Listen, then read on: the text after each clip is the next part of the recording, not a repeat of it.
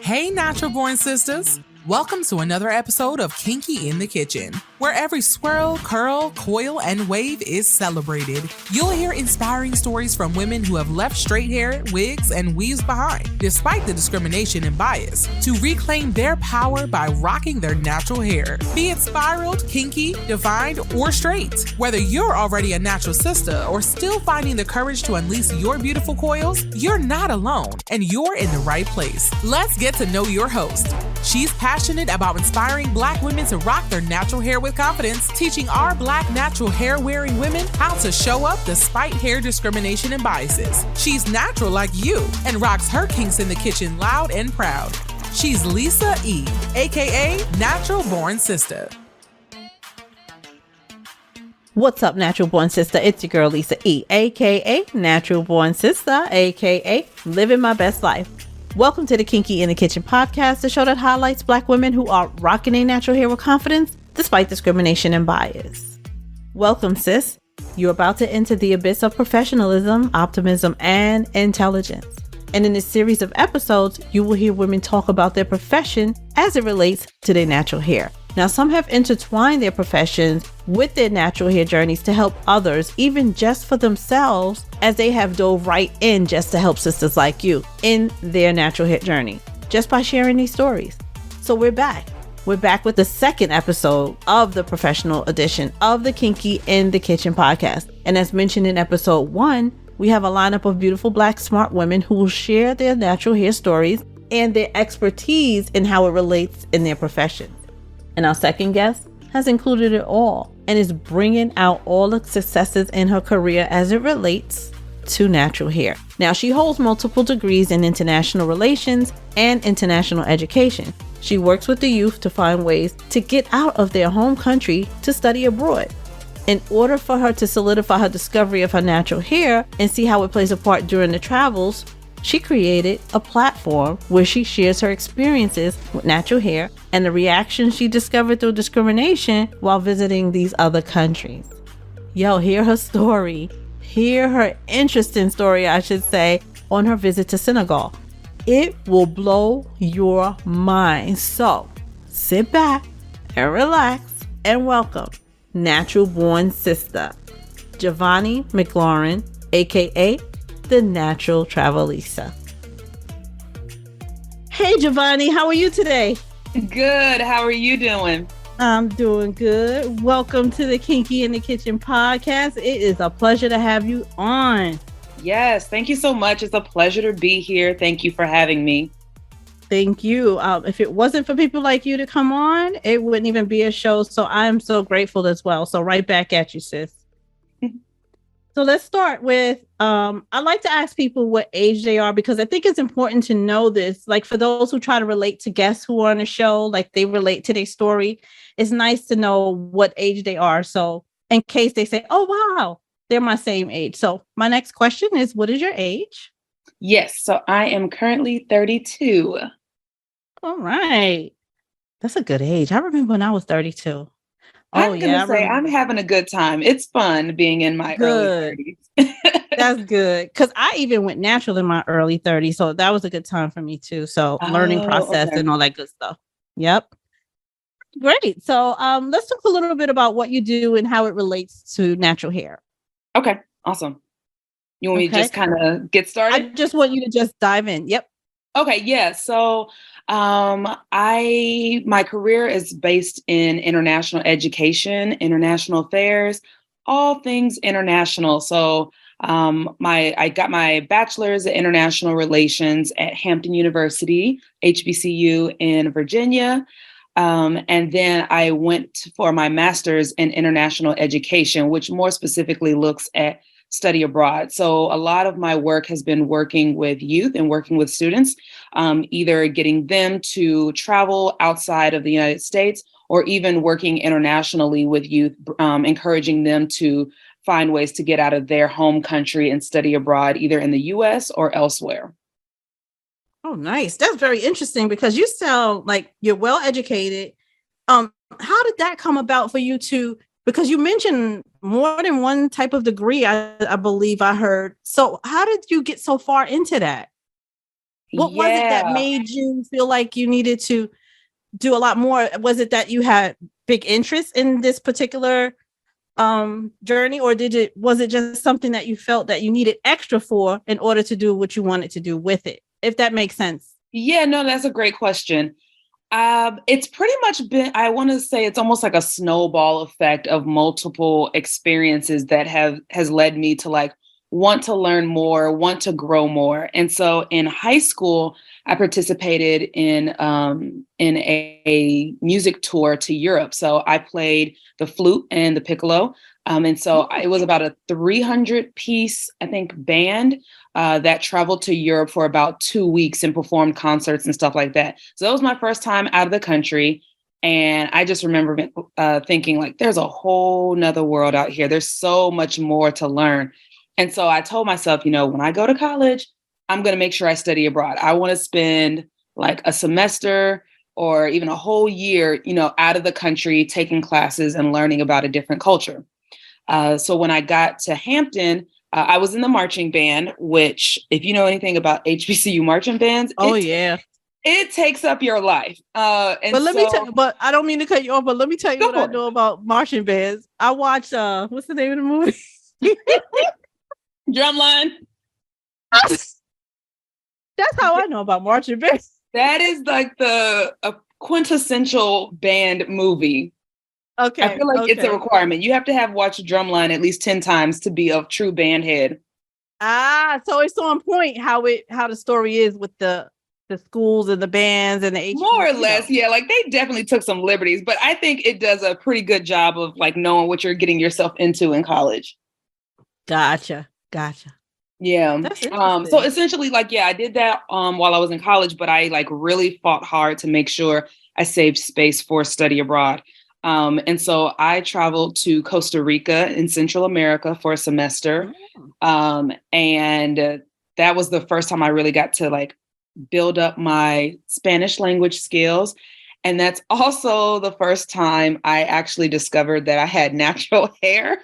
Oh, wow.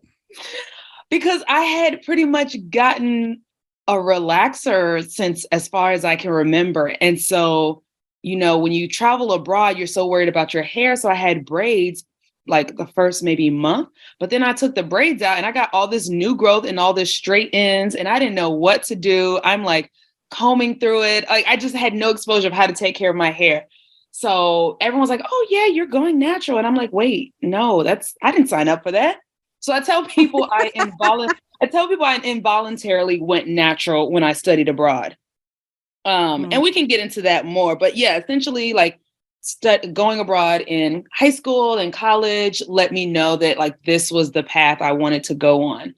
And I also joined the Peace Corps in the Philippines for 2 years. And that really solidified my desire to really want to work with youth and want to like work in international education specifically to encourage more people to have these global experiences like I did. Oh, wow. That's an interesting story. I have to tell you that I love the way you incorporated to the travel natural hair, because natural hair is most certainly global. And I wish I had the opportunity to see different textures and what other natural women and girls do in other countries to maintain their hair, and how we can like exchange notes and tell each other stories. That's like so fucking bomb to me. I just wish I could afford to do something like that, because I most certainly would.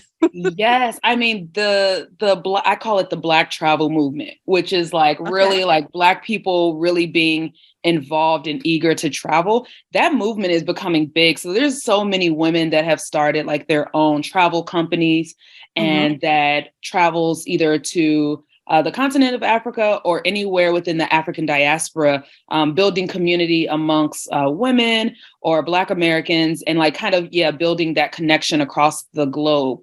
And I know when I travel, I always pay attention, of course, to like the culture in general, but I always pay attention to like, what is the culture and the politics of hair in that country? Because there's a lot of places where natural still isn't necessarily seen as appropriate or what do you call it? Like attractive. Yeah, that's sad. Mm-hmm. Very sad. I mean, that's our hair. Like, what do you want us to do? Mm-hmm. Okay. Very nice. Okay, so the Natural Travelista, I should say. Yes. The Natural Travelista. How did you come up with that? Like, is there a story behind that exact name, or because I'm good with coming up with names and stuff, and some people, for the most part, they don't like to do it.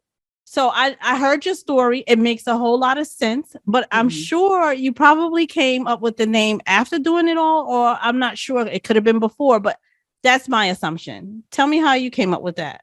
Yes. So it was around 2013, I want to say. So it was after I had did my study abroad. And while I was studying abroad, I took like a daily or weekly journal. So I was always documenting my experiences. And I said, oh, I need to it was mostly for my own personal like reference and for class assignments. And I was like, oh, I need to put this online and put this as a blog so people can read my personal experiences, but then also hear about some things that will be like useful when they're traveling. And so when I decided that I was going to create this blog, that's when I was like, okay, I need a name. And I will admit, I sat there for hours, just kind of workshopping, just throwing words and ideas onto a piece of paper and seeing what sticks. I knew I wanted the idea of like bringing together natural hair and travel and like really centering the identity of a Black woman out in the world. So I just kind of thought about like my life story, where I've traveled to and things like that. And I was like, well, honestly, I was like, I feel like I've been a natural born traveler. Like I just have always been traveling. Even my mother, when I was in the womb or when I was first born, she was like taking me on road trips and stuff like that. So like, It's always been a part of who I am. And so I was like, okay, something about a natural born traveler. And I was like, Natural Travelista.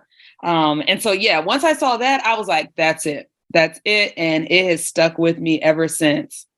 Wow. It was like a whole thought process. And the fact that it's catchy, I that's how I found you, because when I saw Natural Travelista and I started looking you up, I'm like, this sounds very interesting. Like this was something new for me and something that I never even thought of. And that's what I love about natural hair in general, is that you can basically do it anywhere, take it anywhere. Like with me, with this podcast, Kinky in the Kitchen, Natural Travelista. There's even a doctor of psychology that has a podcast that I'm going to interview soon. And her podcast, I believe, is called Wash Day. Very catchy. So I'm always interested in seeing like these different names and how it relates to what you do behind the name. It's so interesting, your story, I have to say. Thank you. Yes. It's always, and I mean, it's also something that's like, it's always evolving. So like my stories might look different in the next decade or so. I'll have more stories to add to that, identity and that brand. Nice. So you got to get ready, because here comes the question. Okay. This is the whole point of the show. So we got all the other good stuff out the way. I want to hear some more good stuff. So how does your natural hair relate to your story? Maybe you can just tell us your story. How did you start? When did you learn to embrace your natural hair? Just give us the bits and pieces in the middle and up till now.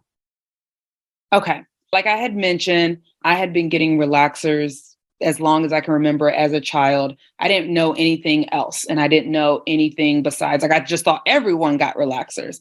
So that's right, again, me too. Yeah. So again, when when your new growth grows out, you just know like, oh, you're getting nappy back there. Your kitchen is getting nappy and you're getting some kinks and some cocoa buds. And it's just like, that's not what's supposed to happen. So you just got to go back and get it relaxed. So I had the most new growth I had ever, and like cocoa buds I had ever experienced when I was in Costa Rica. And I was doing as much as possible to like tame my hair, because I didn't plan on getting a relaxer there, but I'm like, okay, I don't know how to braid. So I need to find some other girls in the program that can help me braid, or I need to learn. People are like, oh, you can do some twist. I'm like, help me. What does that mean? Show me. So yeah, I learned a lot. And actually when I returned, the first thing I did was go get a relaxer. I was kind of like, oh, that was a temporary thing. Like that was just to get me through. But like people were like, oh, you were like, your new growth was going out. You were growing natural. And I said, So I did more research and I'm like, oh, okay. Like like a lot of my college friends were natural. And I'm like, okay, that works for you. That's good for you. Right. And I was like, but not for me. And it wasn't until I accompanied one of my friends to a beauty salon. And I remember she always had beautiful straight hair. And so she goes into the wash bowl and she comes out with this curly bush of hair. And I'm like, what kind of magic was that? Like, how did you just go for? Because I'm like, there is something in the water. Like, you just went from this gorgeous straight hair to like a big old afro. And she's like, well, I'm natural. And I'm like, wait, what? And I was like, you can have straight hair and be natural? She's like, yes. And she explained the whole thing to me. And I swear, like, listening to me say this now, I feel like I was so just like unaware and ignorant of like we were, Javonni. Like, isn't it sad that we didn't know our hair is beautiful? Like, it's sad, isn't it? Yeah, exactly. So when I saw that, I said, oh, and this was also around the time Chris Rock's documentary, was it called Good Hair? Oh, yeah. That's when that came out. And I remember watching it and seeing all the trauma and all the medical conditions that people were having from getting relaxers. And I said, I should probably stop while I'm ahead. Like, I don't have any issues that is forcing me to go natural, but I should probably make sure I go natural now so I don't have to worry about that later on down the line. And because I'm now realizing that natural hair was so versatile, I could have straight hair, I could have curly hair, I can have all the things. I said, okay, that's the route I need to take. So I grew out my hair. I grew out my my natural ends. And then I probably got about 2 inches of it cut off after transitioning for about a year. Okay. Let's talk about trial and errors that you had with your hair. Like, what types of regimens you would use to get through your wash days, styling techniques? I want to hear about that. Oh gosh, yeah. So in the beginning there, well, because I'm just like, so it was my senior year of college that I'm transitioning, and everyone's like, you're gonna go through like an ugly phase, and I didn't know what that meant. And now I'm like, that was not the time to be transitioning my senior year of college, because there was just so much. It was a long, ugly phase, because I did have like the big, like really thick twist that then went like limp because of all the new growth, or the like the relaxed ends. And I think my biggest thing was keeping it moisturized. Like, I just was making sure I was kind of like doing some sort of leave-in, or making sure I did like a protective style as much as possible. I knew my relaxed ends were going to break off, but I was just trying to like prevent as much breakage as possible. And so I'm trying to remember. I didn't really have too much of a routine back then. It was just kind of very much trial and error, trying new products. Moving away from, I was still using sulfate shampoos with sulfates. And so I was using that, but I was noticing like the dryness in the hair, and how my hair was reacting in 2 different ways. My natural hair was reacting one way, and my relaxed hair was doing something else. So really just kind of learning and educating. So I had like and I probably still have it. It's like a notebook that I just was taking notes about like what products worked, what products didn't work. I used it as like a vision board for all of the like hairstyles that I would find in the like, what was it? The Black Hair magazines, where it's just like a whole bunch of styles in there. Oh yeah. I remember those. Yep. I would cut those out and be like, okay, this is a style I want to like go towards. This is something I want to achieve. And that was pretty much it. I did a lot of roller sets. A lot of curls, just to kind of blend as much as possible the 2 textures. Okay. But yeah, now if we fast forward to, oh goodness. Yeah, it's been almost a decade now. Yeah, next year, actually in 2023 will be 10 years of me being natural. Nice. That's longer than me. Oh yeah?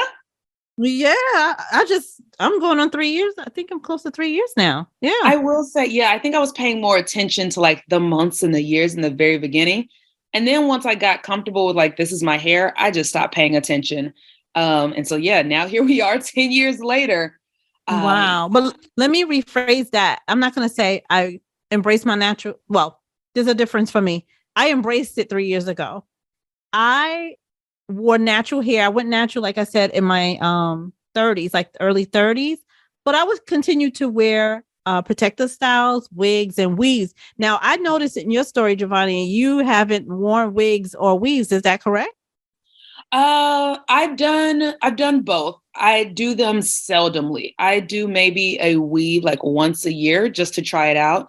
I think I'm gonna stop doing weaves just because I don't enjoy the process. I don't get any value from the weaves. Right. Okay. I am quick to put on a wig. I'm not gonna lie. On those days where I'm just like, okay, my hair is twisted up, but I don't want to do anything, I do put on a wig, but they are like curly and textured wigs that half the time even my own mother doesn't know if it's my real hair or not. Ah, okay. So wait, well, if it matches your hair so well, what is convincing you to put it on? Simplicity a lot of times. So like especially in the like so the job I was at prior to where I'm at now, I was traveling 5 days a week. I would be 5 days a week in 5 different cities, 5 different states. And then I would come home on the weekends where I had just enough time to like sleep, repack, clean my apartment, wash my hair, and then go back out. So a lot of times I didn't have time to like style my hair, or either I would do all this effort on a style that maybe only would last for like one day. And so I had a little bit more of like different styles that I feel like I just didn't have the expertise to achieve. And I knew it could last a whole week without having to worry about retwisting, remoisturizing, and things like that. So it's a convenience thing for me. Okay. So I have a question.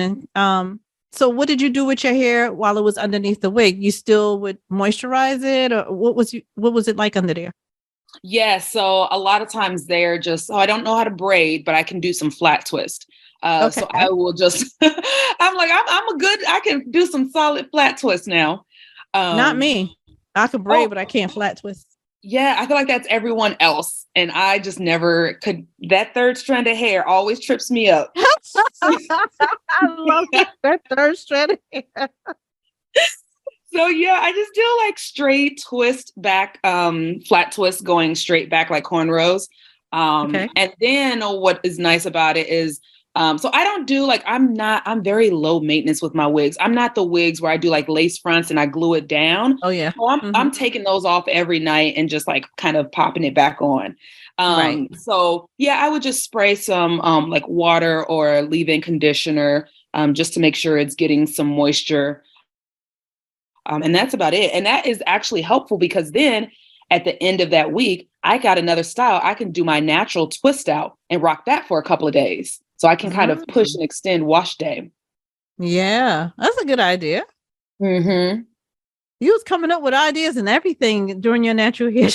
It's creativity, sometimes by necessity, sometimes by just having time on your hands.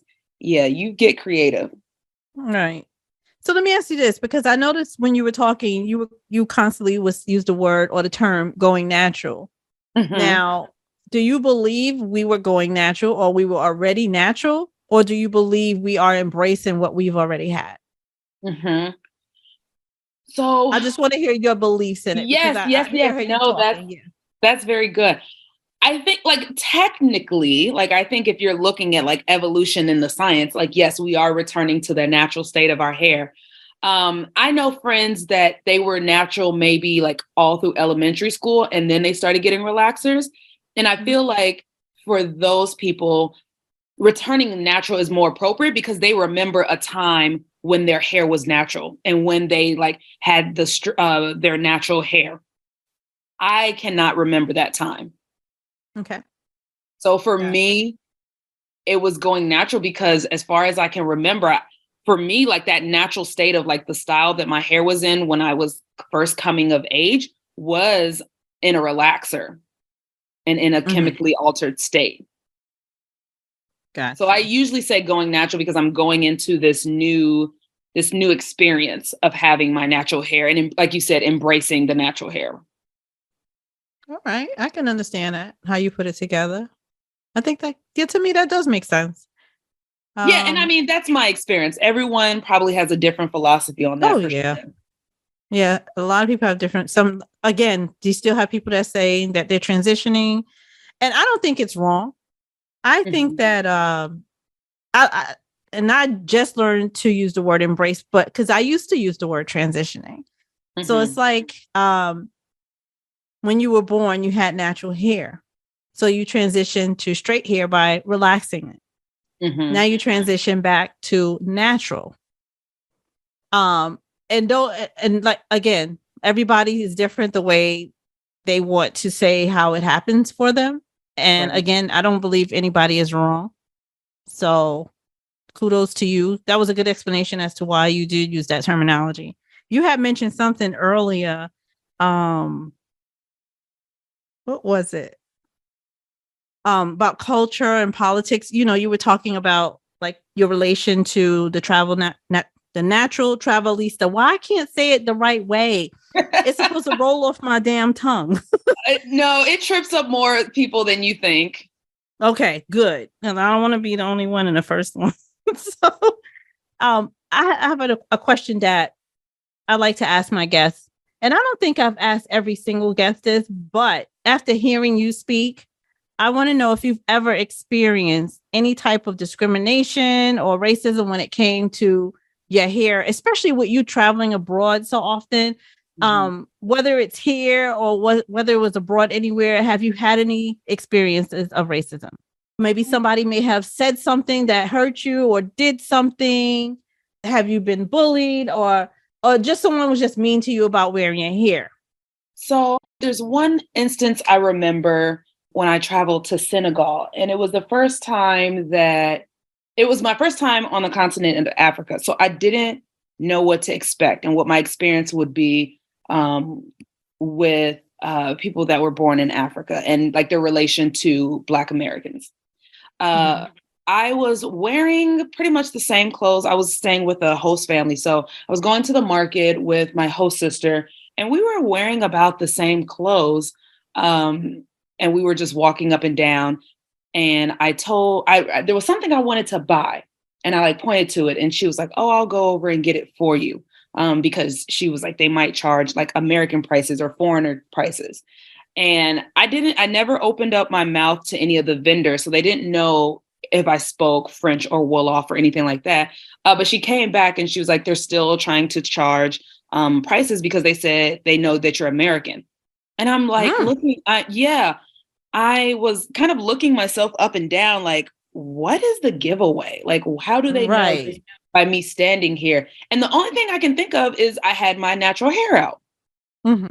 Mhm. And what was interesting is that like natural hair, and as I was saying, as I mentioned earlier, like how some like countries and places don't embrace natural hair. Senegal was one of the places where I saw a lot of weaves. Like it was almost like Really? the norm. Yes. Like if I saw someone with a natural hair, I was there. How long was I there? I wasn't there long. I was there about a week. But Okay. it was so much so that if I saw someone with natural hair, then I was like, oh, they must be a foreigner. Mm, So wow. that's just kind of one experience I can like really pinpoint that I was like, oh, I think my hair was just like the dead giveaway and caused some bias in terms of like buying things in the market. Um, Wow. They was not low key about it at all. They oh no, just no, no. They told her straight to her face. They were like, no, we know you're with the American woman. wow. That is insane. Hmm. The fuck, man? Like I just know because I've experienced low key racism at work. So my corporate job, I've had an experience where because now since we work from home, you and I discussed, working from home and then having to have meetings on Zoom and having to be on camera. And I love sharing this story. It's just I don't know how many podcasts this story is going to be on, but it's going to be enough so people can understand where I'm coming from, right? Absolutely. So I remember one day, actually the weekend, let's go back a little bit. That Saturday I went to the hairdresser and I did something a little different and the style required me to have a twist out. Mhm. So I had a twist out in my hair maybe for a couple of days, even on Monday. So I came to work with it, done. I took it out. It was nice because, once you twist it out or braid it out, it stretches a little bit, right? And on my team, I have she's Hispanic. She's Puerto Rican. I think she's mixed, but she's Puerto Rican. That's our manager.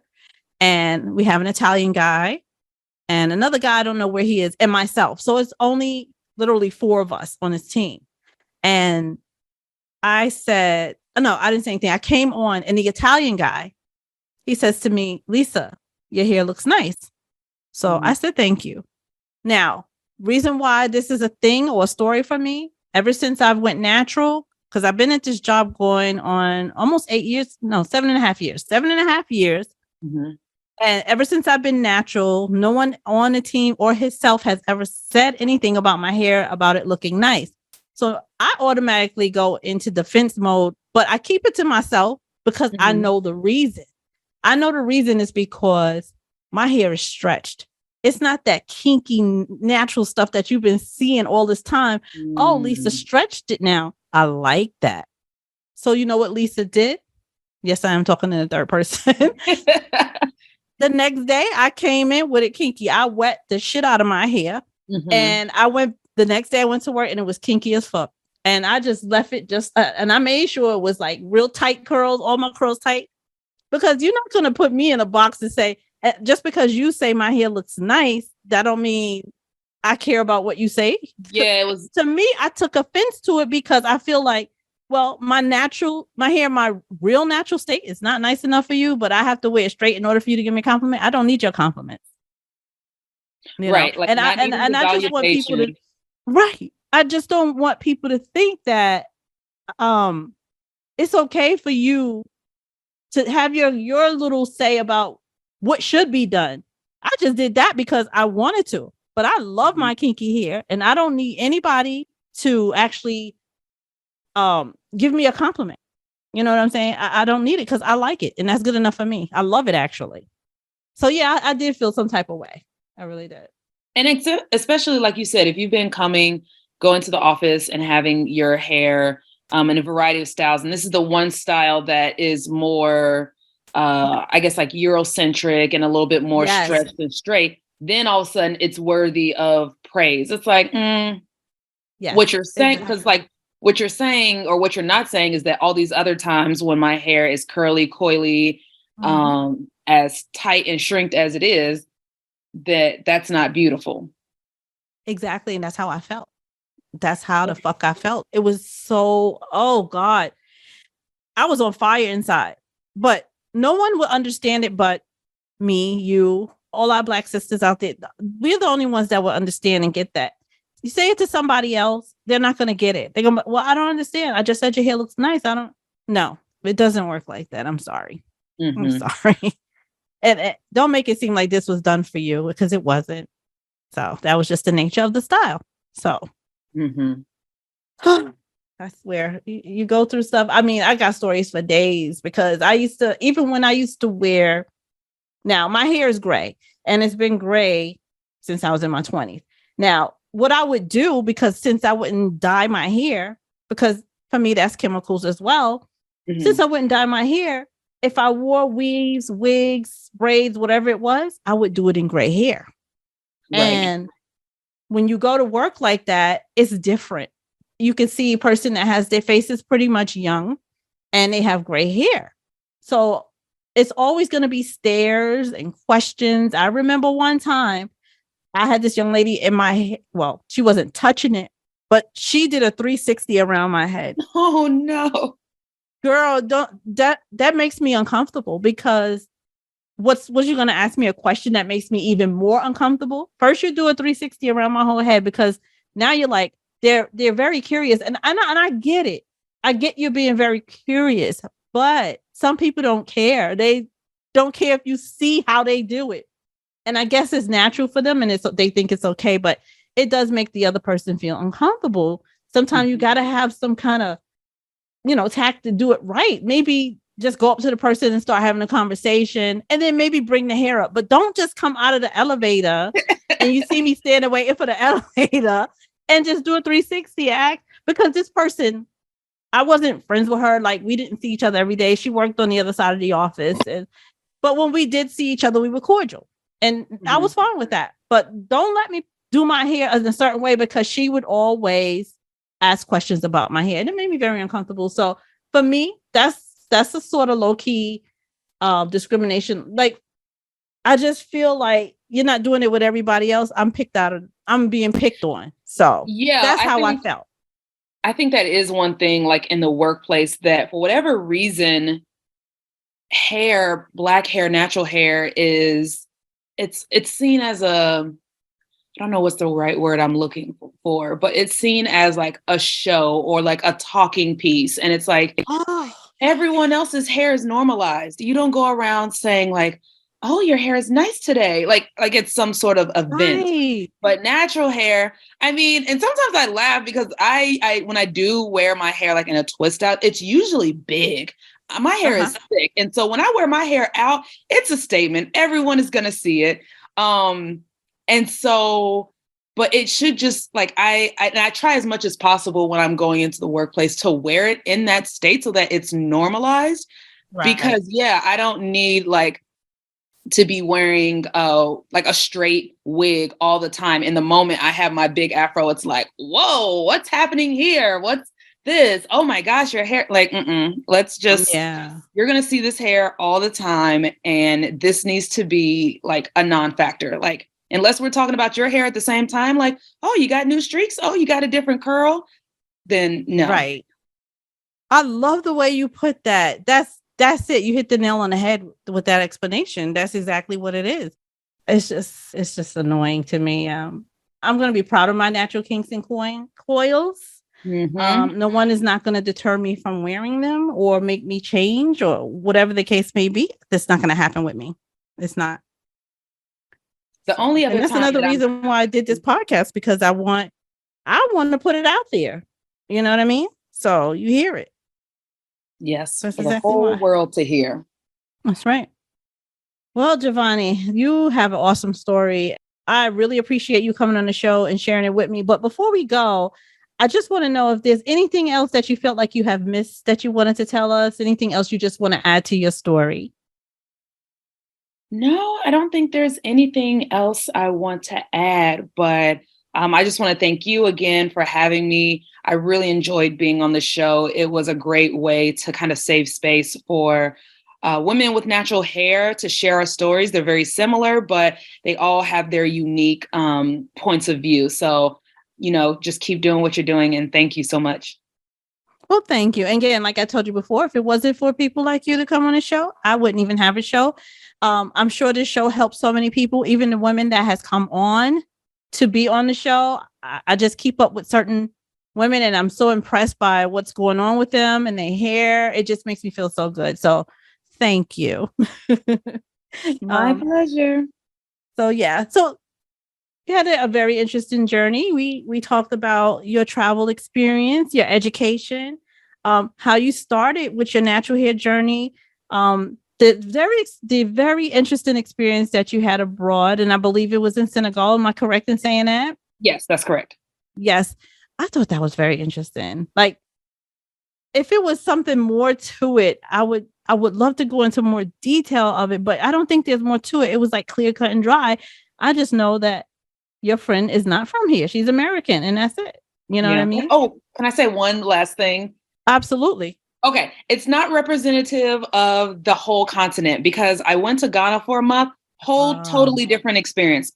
Lots of natural hair. Everyone, it was embraced with you, saying sister. So yes, there is diversity on the continent. And those experiences were night and day. Oh, that is so weird. But that's nice though, to know at least that there is a part of it, that will accept it, and it is the same, and then using those terminologies like sis, and I love that. I really love that. Well, yeah, you come from a long way, sis. You learn a lot of experiences and being abroad, and like I said, it's something that I wish that I can do. I'm not saying I can't. It's just that right now I can't. So right now, but make it happen. There's still plenty of time. Yeah, it is. It most definitely is.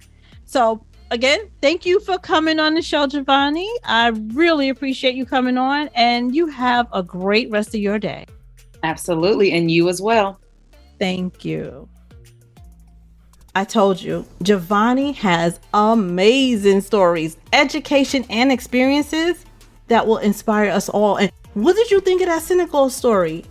Didn't it blow your fucking mind? But it's so real, right? Different people, different places in the same country. It just amazes me, especially a Black country. Now, I get it here in America because it's so diverse, but wow. I just hope you enjoyed listening to Javonni's story like I did. But if you have any questions, hit her up on IG and Facebook at The Natural Travelista and at thenaturaltravelista.com. And Javonni has chosen the Natural by Nature t-shirt. Now, this is a first on the show and I'm so happy she did select it. It is one of my favorites. In creating the words for these tees, they each have a special meaning. And when one of them is selected by our guest, it just confirms that they do make sense. And for those who purchase them, also get my concept of voiced apparel. 2 words on a tee can say it all. The purpose of the t-shirt line is to help instill confidence for those who are either new into wearing natural hair or have been true to the game for some time and still want people to know how they feel about rocking their natural hair. So no matter what side of the fence you're on, there's a tee for you at Natural Born Sistah. So get you one, sis, and you'll see what I mean. And don't forget, we're bringing you kinky content in the kitchen every Wednesday on your favorite cast, on Thursdays on YouTube. Stay up, sis. That's all for today. What feelings are you left with? Do you have questions, thoughts? DM on IG at Natural Born Sistah and let's talk about it. Oh, and don't forget to leave us a rating on Apple Podcasts and Spotify. They really help us grow and reach more women who need company on their hair journey. We'll chat it up next week.